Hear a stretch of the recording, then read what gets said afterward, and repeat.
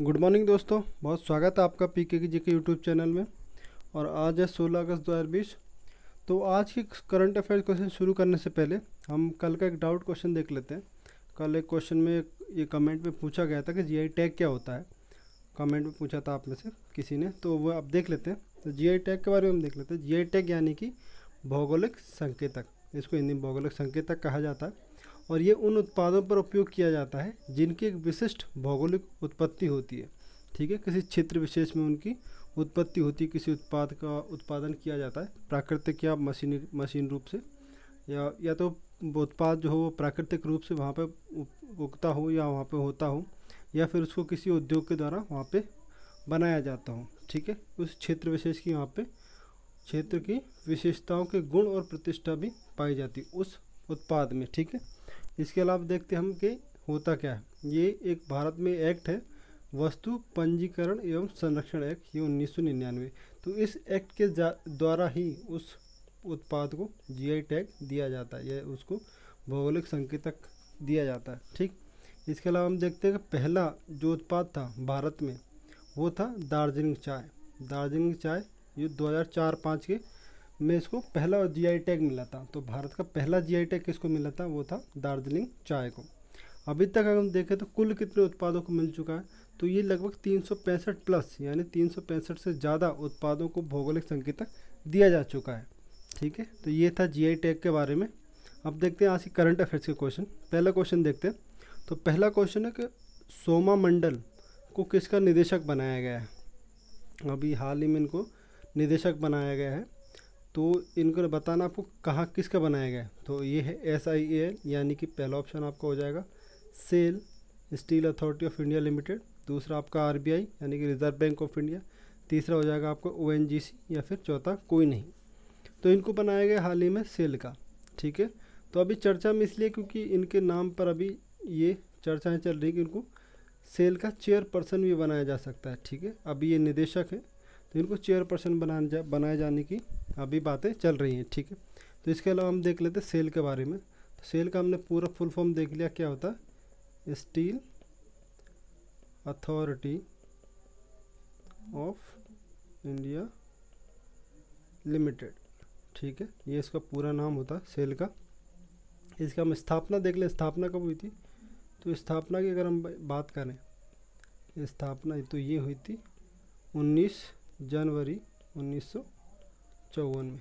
इसका हेडक्वार्टर की हम बात करें कि मुख्यालय कहाँ पे, तो इसका मुख्यालय आपको मिलेगा दिल्ली के अंदर। ठीक, ये इसके सेल के बारे में कुछ जानकारी थी। और ये सोमा मंडल जी इनको निदेशक हैं, और इस चेयरपर्सन के नाम की इनकी सिफारिश अभी हुई है। तो देखते हैं अगला क्वेश्चन। दूसरा क्वेश्चन देखते हैं कि ओरमैक्स मीडिया रिपोर्ट, ये एक मीडिया हाउस है जो हर साल अपनी रिपोर्ट जारी करता है। तो इसके अनुसार जुलाई के सबसे लोकप्रिय स्पोर्ट्स पर्सन या खिलाड़ी कौन है। तो ये हर साल रिपोर्ट जारी करता है। जो जुलाई 2020 में इन्होंने रिपोर्ट दी है, जुलाई 2020 में, तो उसके हिसाब से बताना कि सबसे लोकप्रिय खिलाड़ी कौन सा है। 4 ऑप्शन है, महेंद्र सिंह धोनी, विराट कोहली, सचिन तेंदुलकर और लियोनेल मेसी। तो सही आंसर क्या हो जाएगा आपका, महेंद्र सिंह धोनी। ठीक है, ये दूसरा क्वेश्चन था। अब देखते हैं तीसरा क्वेश्चन क्या है। तीसरा क्वेश्चन है, हाल ही में अमेजन के जंगलों में आग लगी है। अब इनकी अवस्थिति बतानी है आपको कि ये कहाँ पे है। अमेजन के जो जंगल है वो कहाँ पे है। तो ये ब्राज़ील, दक्षिण अफ्रीका, पेरू या फिर बोलीविया, ये आपको बताना है कहाँ पे लगी है। तो इनकी अवस्थिति मुख्य रूप से ब्राज़ील में है। हालांकि ये दक्षिण अमेरिका महाद्वीप जो है उसमें पाए जाते हैं अमेजन के जंगल, और लेकिन मुख्य रूप से ये होते हैं ब्राज़ील के। ठीक, तो ब्राज़ील के जंगलों में आग लगी है। ठीक है, तो इन जंगलों को धरती का फेफड़ा भी बोला जाता है। धरती के फेफड़े, ये क्वेश्चन पूछा जा चुका है, धरती के फेफड़े किस जंगल को कहा जाता है। तो ये है अमेजन के जंगल। ठीक, ये आप पिक्चर देख सकते हैं। ये आग हाल ही में अमेजन के जंगलों में लगी है। तो ये आग अमेजन के जंगलों में लगी। अब ब्राज़ील के बारे में हम थोड़ा सा देख लेते हैं कि ब्राज़ील की राजधानी क्या है। तो राजधानी इसकी ब्राज़ीलिया इसकी राजधानी है। इसके जो राष्ट्रपति हैं, राष्ट्रपति देख लेते हैं, राष्ट्रपति कौन है। तो राष्ट्रपति हैं इनके जायर बोल बोल्सोनारो, तो ये इनके राष्ट्रपति है, जायर बोल्सोनारो। ठीक, ये जंगल आप देख सकते हैं, अभी ये आग लगी है, अभी इस पर कंट्रोल नहीं पाया गया। अगला क्वेश्चन देखते हैं, चौथा क्वेश्चन। तो चौथा क्वेश्चन है, किस प्रदेश ने गंदगी चले जाओ अभियान चलाया जाएगा?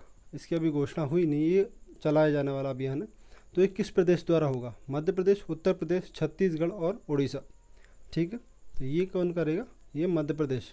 ठीक, मध्य प्रदेश के द्वारा गंदगी चले जाओ अभियान चलाया जाएगा। अब इस अभियान का उद्देश्य क्या है? इस अभियान का उद्देश्य है कि शहर के साथ साथ गाँव से भी जो गंदगी है उसको कम करना है, उसको हटाना। ठीक है, जो कचरा फैल जाता है या उस कचरे से जो गंदगी होती है उसको कम करने का इस अभियान का लक्ष्य है। तो गंदगी चले जाओ अभियान क्या है? मध्य प्रदेश का लक्ष्य। ठीक अभियान है। अब देखते हैं अगला क्वेश्चन क्या है। तो पांचवा क्वेश्चन है पांचवा क्वेश्चन है, भारत की किस नदी पर दुनिया का सबसे ऊंचा रेल ब्रिज बन रहा है?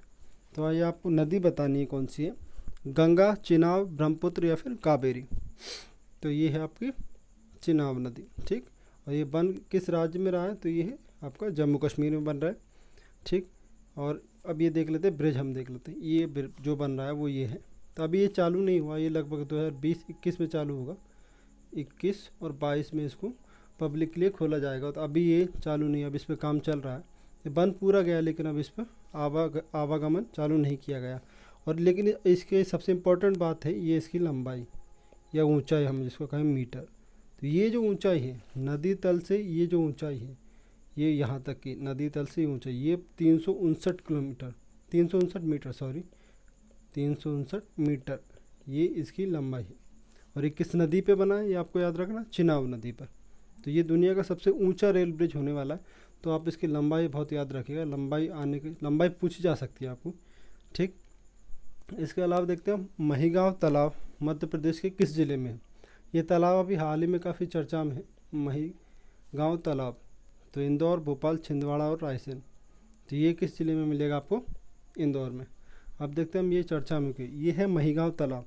हाल ही में इस तालाब का जल स्तर कम होने से इसकी आकृति कुछ मध्य भारत के नक्शे जैसी है। ये देख लीजिए आप, यहाँ से हम शुरू करते हैं तो ये ऐसा, फिर ये और ये, तो ये लगभग मध्य भारत के नक्शे जैसा दिखाई देता है।